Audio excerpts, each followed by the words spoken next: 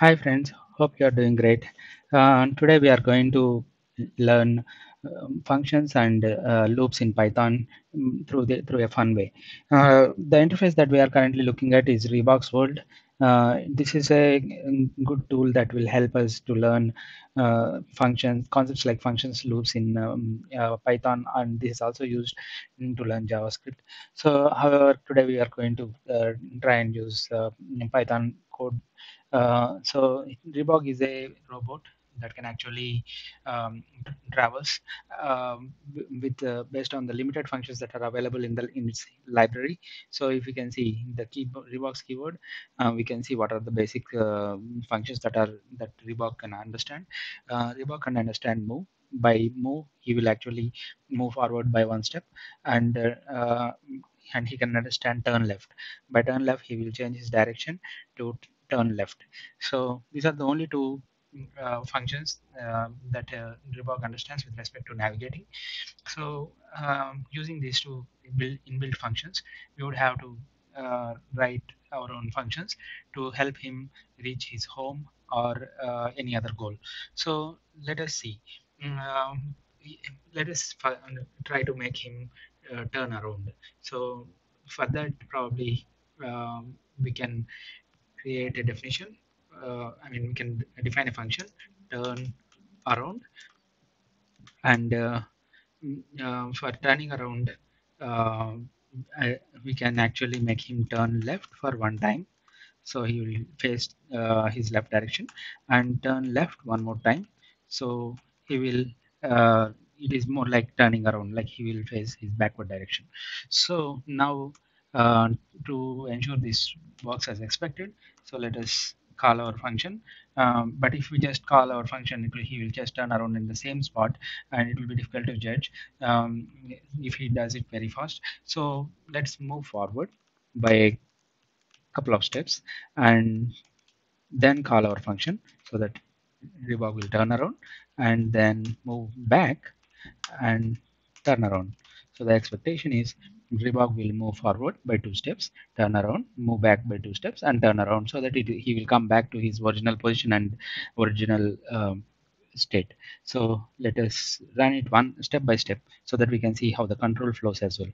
So in the first step, um, we are trying to move. So we are calling the inbuilt move function. So Reebok steps forward by one step and then we run it again. So for the second move function, he stepped forward again by one other step. Now, when we click on turn around, it will actually go and go call the turnaround function that we wrote, and it is executing the code block inside the turnaround function. So the first step in the code block is turn left. So Reebok turns left one time, and then now if we click, he will turn left another time. So he's now facing the backward direction as expected.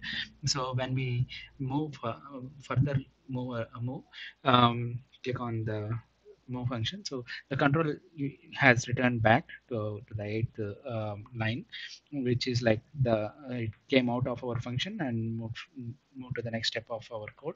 So now we are traversing backward direction, and again we are calling our function turn around.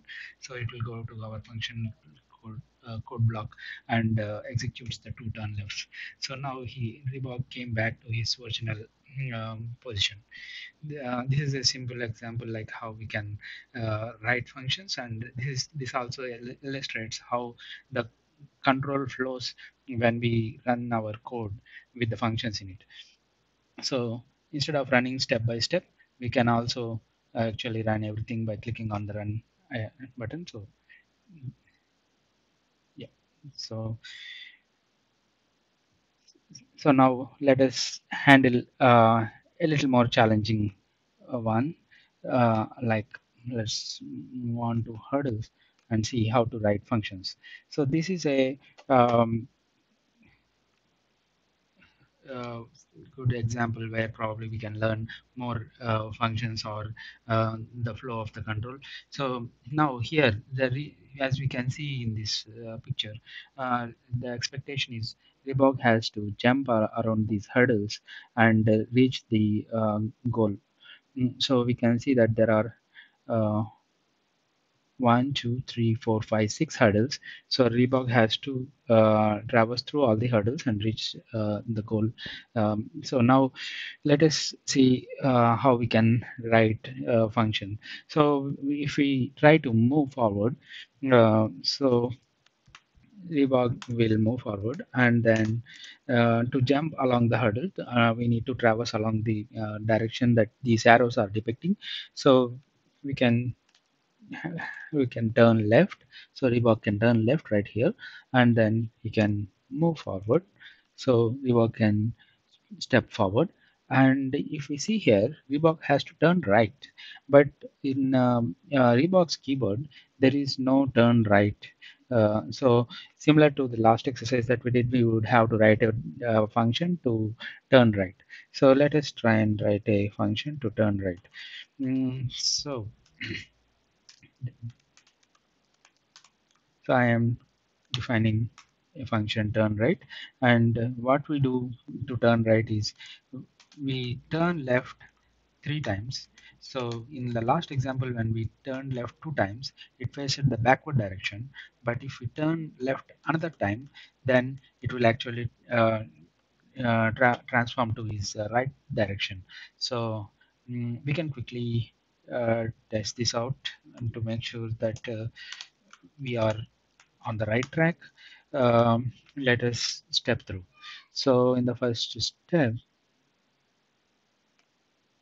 Reebok has moved, and then now he's turning left, and on the eighth line he moves, and then he has moved to the ninth line where we are calling our function turn right. So now the control will go to once I click on the next, the control goes to our function code block. So as the first step, he's turning right for the first time, and turning left for the first time, and turning left for another time, and turning left for the last time. So now we see that he is on the facing his right direction, and if we move forward, you can see that Reebok has moved as expected, like we are able to make a right turn. So now we have successfully made Reebok do a right turn.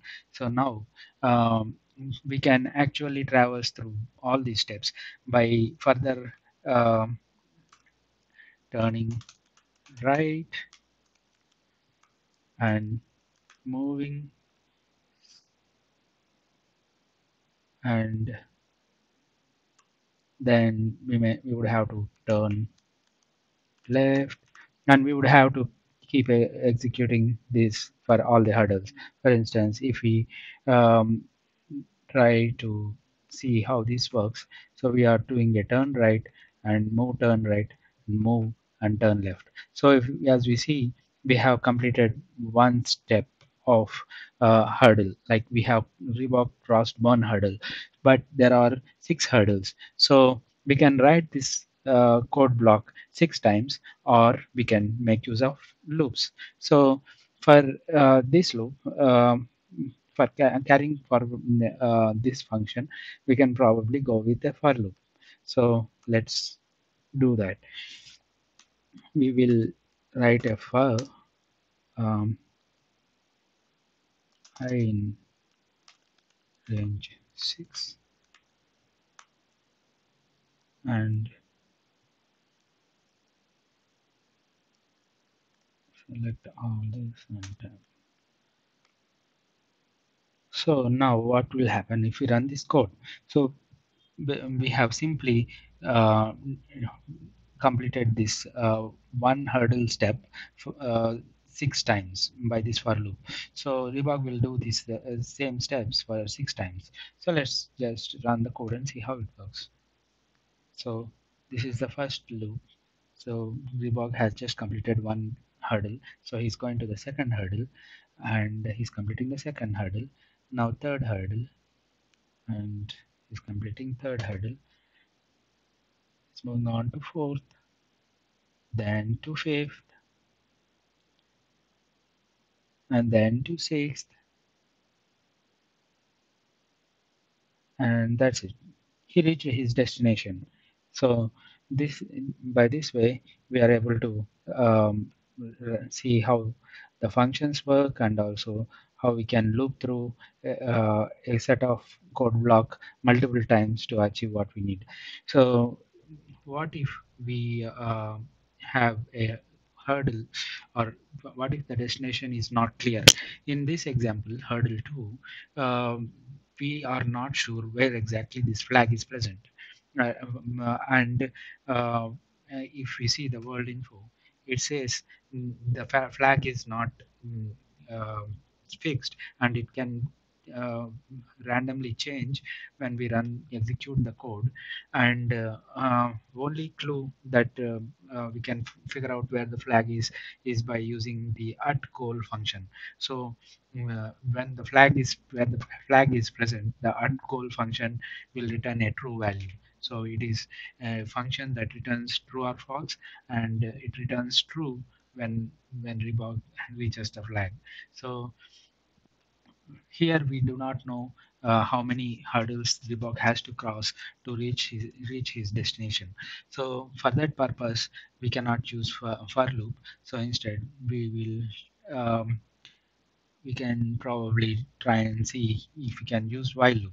So instead of for loop, let us see if we can just go with a while loop, and while will actually execute something until the condition that follows while is true. So in our case, we need to stop when at goal returns true.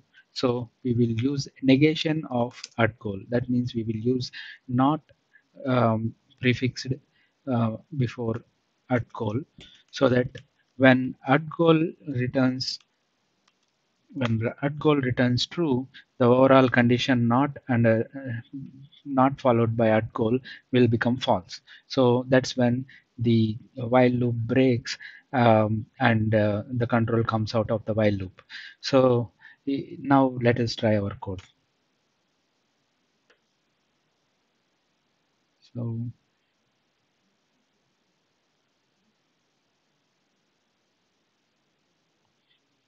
so as we see, the flag is present in the second hurdle itself, after the second hurdle itself. And by the time Reebok reached this hurdle, the art goal became true, and while condition has become false, and that's when the Reebok stopped because the control came out of the while loop. So if we try and execute the next time, it will change the hurdle position, and now the flag is present after the fourth hurdle. So the Reebok now will traverse till the fourth hurdle, and after crossing the fourth hurdle, the at goal function will return true, and while condition will become false, and the control comes out of the while loop, and Reebok does not traverse further, and he stops there. So that way we are achieving the goal. And if you want, we can try one more time just to make sure that these are changing randomly. Mm, this is very random. Let's see. Now the flag position changed to three hurdles. So we achieved this goal as well. So now let us look at a little bit more complicated example and see if we can tackle the challenge. Mm, we are moving on to hurdle 3. So this is a hurdle where we are not the hurdles are not placed in even spaces. So the hurdles are spaced ad hocly, and the hurdle positions can change once we start running the code. So um, in this case, we would try and create another function um, by name jump. So we will try to make Reebok jump, and use that as a separate function so that we can use jump multiple times. So let's define jump, and by jump it's pretty much the same steps that we have executed before. The only difference is Reebok won't have to move to jump, so he has to turn left, and move and turn right, and move and turn right, and move and turn left. So this would actually complete the jump. So let us put it in here. So this way we have created a function for jump, and which in turn uses calls the turn right function. So we have two functions created here, and now uh, we can still use the not at goal function to determine where Reebok has to stop, but we need to we cannot move forward until based on because Reebok doesn't know whether he has to jump or move forward. So for that purpose, we can see in the world information there are a couple of more clues for Reebok to understand whether he can move forward or not. So yeah, we have two more functions in this world uh, that helps Reebok to understand whether he has to move forward or have to jump. So if there is a hurdle, then we will have wall in front function that returns true, and if there is no hurdle, and if then we will have front is clear that returns true.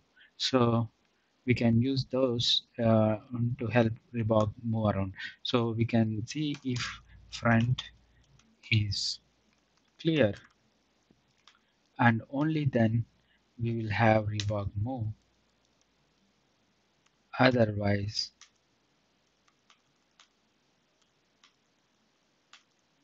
we will have Reebok jump. So uh, So this way, only if the front is clear, Reebok will move. Otherwise, he will jump because he will yeah, understand that it is a hurdle. Front is not clear implies that there is a hurdle in front. So let's run and see.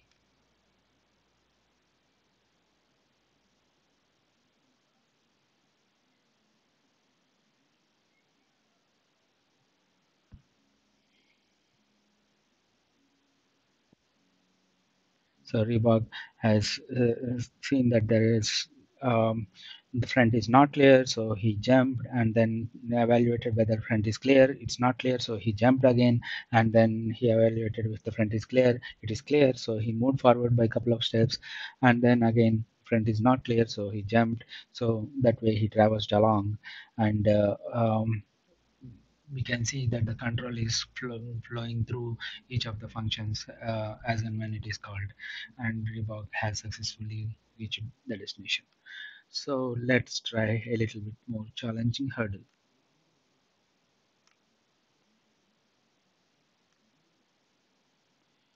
Yeah, yeah. So here we can see that the hurdles are not of same height.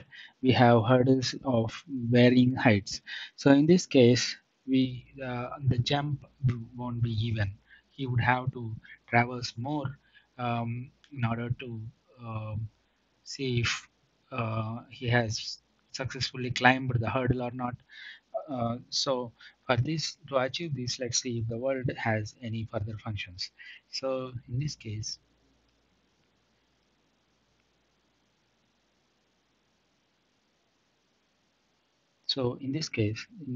similar to the last function, uh,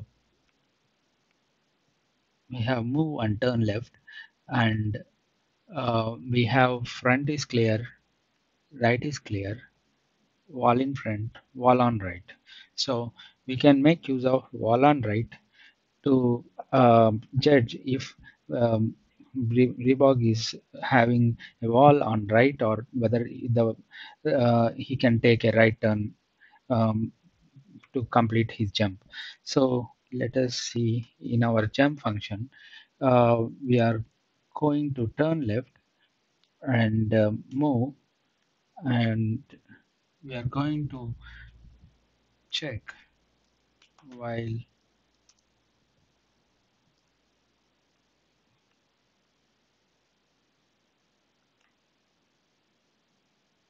wall on right.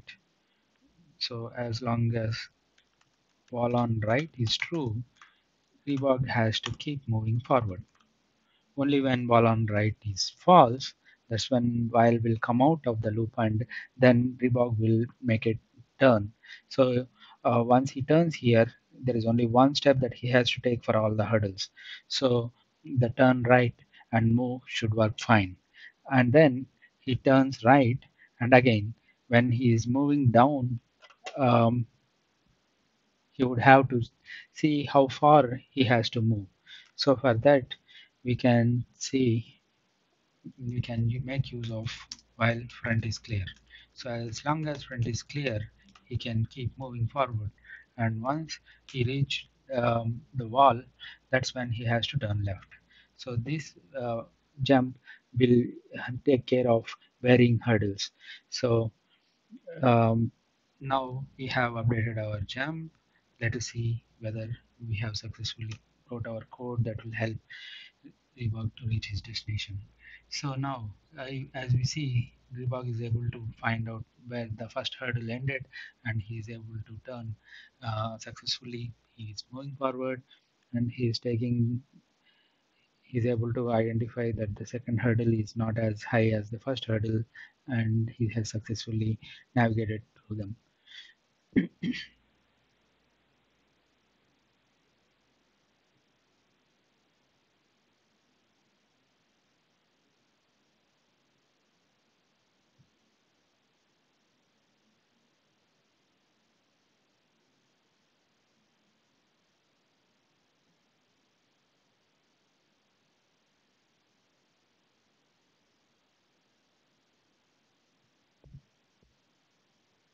Perfect. We have successfully updated our jump function to handle hurdles of varying heights and help Reebok to reach his destination with simple while loops as well as in combination with the functions. So